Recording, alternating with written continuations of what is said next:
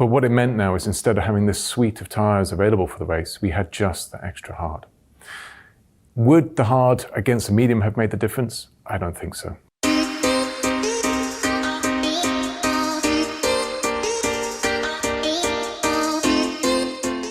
Did the updates improve our qualifying and race pace? Well, it's always quite difficult to look at a single event and work out how much you've moved forward because the performance bounces around track to track. But we can measure the load that the update's providing, and that all looked to be very much in line with expectation. It was quite a difficult weekend to balance the car. It was very windy. The wind was behind the car through the S's, which can make it quite oversteery. And the balance wasn't quite as good as we've had at some other circuits. But overall, the pace did look like it was a step in the right direction. And certainly in qualifying, it was much easier to get a good gap to cars like the Alpine and the McLaren, although the gap to Ferrari and Red Bull was still there, and we need to work to get that smaller. What happened with Lewis's brakes? Well, we had an issue a few times in the weekend where one brake gets hot and works very well and the other one is cold. And the drivers often talk about a brake split or glazing, but it's quite difficult to then get them balanced. And the effect of that is that when they go into a corner, the cold brake doesn't generate much torque, the hot one does, and it's very easy to lock them. So that was the issue that he had on the laps to the grid, but also something that was a problem during the safety car. How much damage did George have from that lap 1 collision with Carlos? Well, the end plate was quite badly damaged. We were measuring the loads from that damage on the car, and it looks like it was the order of a tenth or two. But the bigger problem from that was the inconsistency it was causing with the car balance. There were bits that were no longer rigidly attached, they were moving around a little, and that causes disruption to the airflow that can make the car behaviour a bit unpredictable. Why didn't we put Lewis on medium tyres at the end of the race instead of the hard tyres? The decision for what tyres we had in the race actually stems all the way back to the week before the race. You have a limited quantity of tyres into a race weekend and you try and optimise their usage against weather or track conditions, and you try and decide what you want in your race allocation. In our case, what we'd highlighted is we thought the hard tyre between a medium and a hard would be the more useful compound. It certainly was the year prior, and we thought the soft, as it really turned out to be the case as well, would be too weak in the race.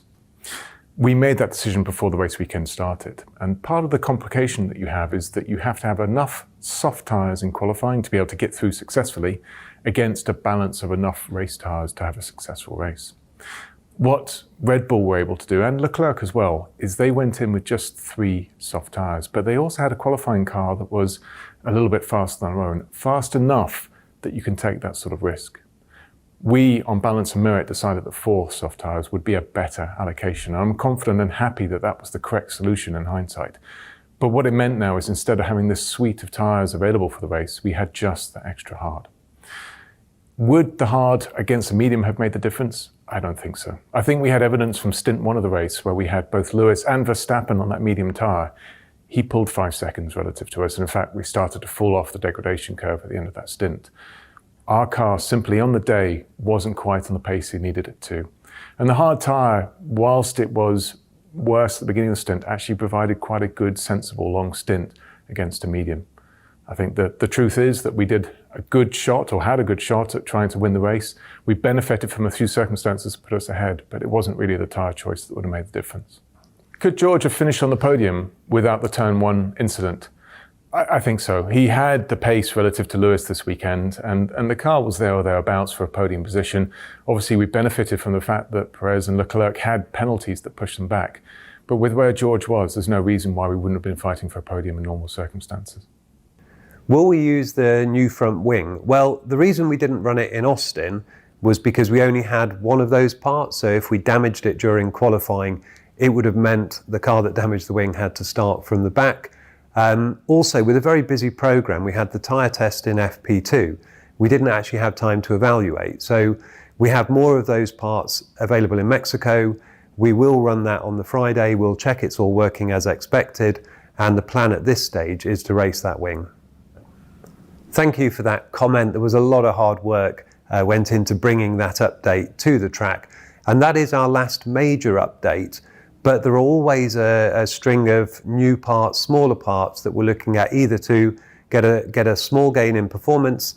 A lot of it at this stage of the year, though, is about learning for next year. So some of those test parts are really just trying to understand some of the development direction we want to go in. So like I said, it's the last major update, but it won't be the last change to the car. Are you still fighting for second in the championship, or is third place actually better because of the wind tunnel current gain? Our goal is clear. We're here to fight Ferrari and take second place by the end of the championship. It's a tall order where we are in points now. They've got over a 50-point deficit that we have to overcome in the next 3 races. But we're here to pick up everything we can towards the end of the year and learn, more importantly, about where we need to be next year. I mean, ultimately, we don't want to be finishing second or third, but certainly third for us would just be nothing. The ATL would be a small consolation prize relative to the gain of being second in this year's championship. We had one final statement that I think it was the W14 is going to be a rocket beast. Probably different terminology internally, but completely we mirror your sentiment on this one. We're here to come back and fight for wins and for the championship next year, and the W14 has to be a step and will be a step over where we are now.